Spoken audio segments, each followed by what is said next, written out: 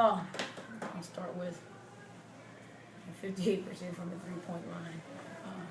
But that's stated and obvious. You know, you look at the stat sheet and catch goes 3 for 15, Buckets goes 2 for 8, Aaron Phillips 0 for 3. But when you let shooters, that Poland, get open off a dribble penetration, get beats, it's not enough to do 3 things when you have to do 4 or 5 against a quality team coming off a tough loss. And it seemed like every time we had a breakdown off the dribble or didn't get into our rotation, they punished us. I think that's just a part of being mentally tough for 40 minutes, because they're a team that if you're not, you'll pay on those possessions. Was it a case of trying to help out on defense that left Poland so open for so many of those 3-point shots? I mean, that's some of it. You know, it's one of those things that get those same, it's the laws of percentages. You know, the layup is 85%. You know, the 3 over the career is 30 for 3. You stay home. So I don't like to work from the back forward right from the beginning.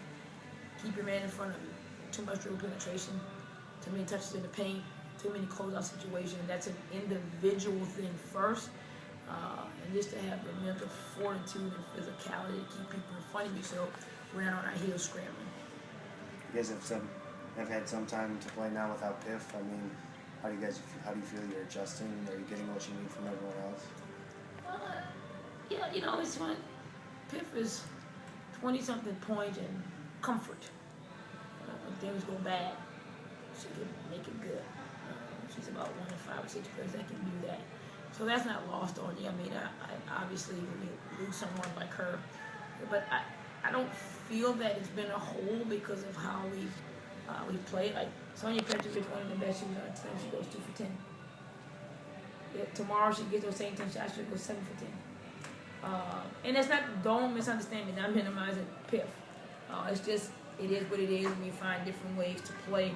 And the thing about it is, against a team like Indiana, against any team, if you catch them on their night, you have to connect the dots of things you do well. You get to the free throw line 25 times, should have been about 31 times, but you only make 16, so you got to help yourself out. Looked like Young turned an ankle. Was that what it was late in the game? Yeah, you know, I actually asked it, and it wasn't that she turned it. She kind of slipped, and close to her Achilles, she kind of tweaked it, but she's okay. It wasn't a full turn.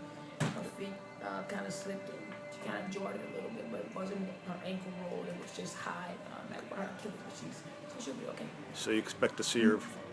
Unless something terrible happens overnight, but she's. How do you make this not a prolonged slide? You've obviously had some of those with this team. Win on Friday. No, that's a good question. I think that, to be honest, you keep it real. And here it is. If you don't correct, I won't be a basketball coach right now. If you don't correct A, B, and C, it doesn't matter if you're playing church league, they will kick your butt. So watch the video tonight. We'll code it.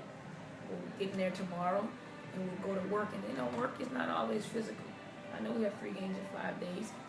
It's mental, correcting some things, making sure we're in position to not let this happen again on Friday. As coach, do you feel like going to the general manager and saying we're a little undermanned or underwomaned?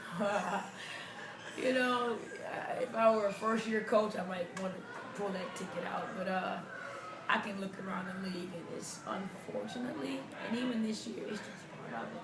You know, I was talking the other day with Penny. They told her, call me LA. You know, they go through it. I mean, it's part of it, unfortunately. But yeah, it's just magnified with the 11-man roster. And even if T. Young is not serious, a tweaked ankle when you have a stretch of 3 and 5 is like a rolled ankle. Yeah. You know, so that's just the nature of the beast, and I just have to accept it. Okay. So as general manager, you have to tell the coach to limit the minutes and things like that. Yeah, to tell the coach to pray a little bit harder. And, no. Just knock on wood and hope they stay healthy and get some people back in the groove. Now you look at yourself with a 7-4 record. You look at the Fever with an 8-5 record. Do you ever wonder, how did the Fever lose 5 games? Because they always seem to play very well against you guys. No, I don't, only because you could drive yourself crazy if you did that, because if you did it with the Fever, then you would do it with Phoenix. Then you would do it with Atlanta. Then you would... No, I just understand that it's a game of rhythm. It's a game of flow. And it's a game of possessions. It's a game of people being healthy.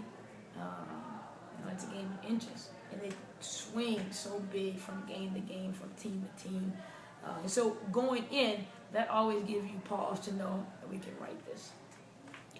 Now, they seemed, especially early, to do a very good job of limiting Sylvia's touches and things like that. Is there a way to counterbalance that? Yeah, we talked about that. They were sitting on Syl before the pass was even made. And the biggest thing was moving Syl around and trying to get some touches and change the size of the floor and transition to get their defense moving a little bit. Also, her grabbing a couple of offensive rebounds, getting it to the groove. And the key to that is, Sylvia's touches that were limited in the first half went to Tamara Young. She was 5 for 10. So, and you have to keep it relevant so players don't wig out. T. Young is wide open from 10 feet, Sylvia, because you move from the high post to the low block to the short corner. 3 people followed you, she's wide open. I remember a play right now, they hit Syl on the left block. The double team comes from the backside, escape dribble, T. Young cuts to the basket, layup. So in order for players to not get frustrated, and Sylvia understands her importance, T. Young got wide open shots. I think she was 5 for 10 in the first half, and that's not normal, but we were making the right reads there. Is that your pet fly? I need something. Oh, you got it. I need a bee. Sting somebody. What do you tell a player like Petrovic, who had a fair amount of open looks, a lot of balls that in and out? Shoot the damn ball. Shoot it. That is your responsibility. You might be you're the second best shooter on this team. She's got 3 range, she got mid range. She even has a little bit of, savviness around the basket. And if she doesn't, then we're playing 4 on 5, and it magnifies things. I thought there's a little bit of hesitation. There's only one shot of hers that wasn't comfortable for me. And she went by catch slapped her, tried to slap it from behind, and she got a little bit off balance. I need her to get those same 10 shots on Friday. And I'll put money on she makes 6. Because she'll be in the gym tomorrow morning at 7. 800 of them.